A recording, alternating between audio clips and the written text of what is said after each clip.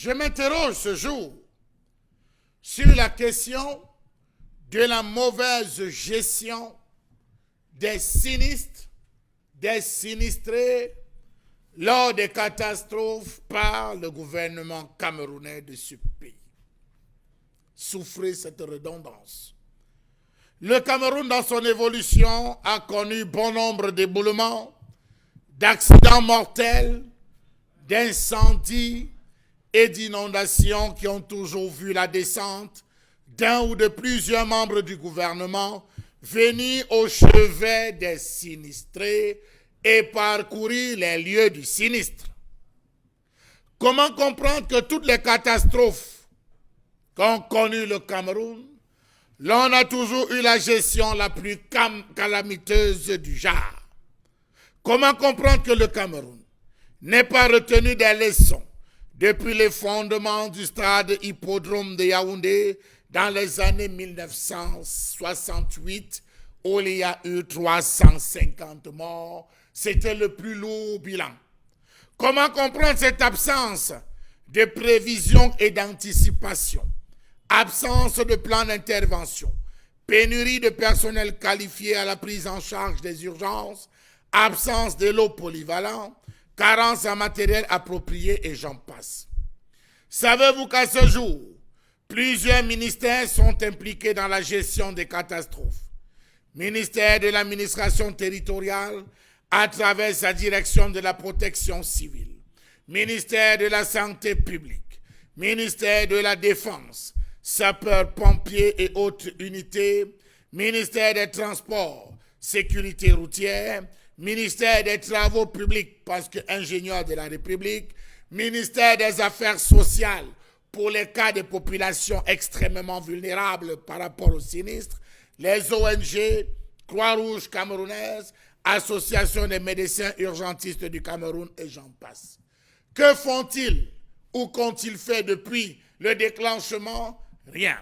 Quel est à ce jour l'état de prise en charge des sinistrés des écarts à Guaché, en passant par l'extrême nord, le littoral, pour ne citer que cela ces derniers jours?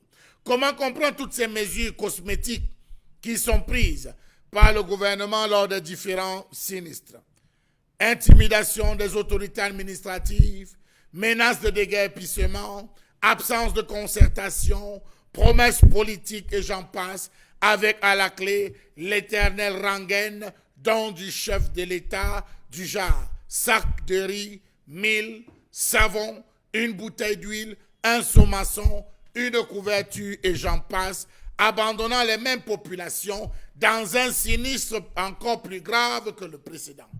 Comment comprendre le fait pour les personnes chargées du recensement des sinistrés de ne jamais prendre en compte les vrais sinistrés, mais plutôt les cousins et les frères des familles?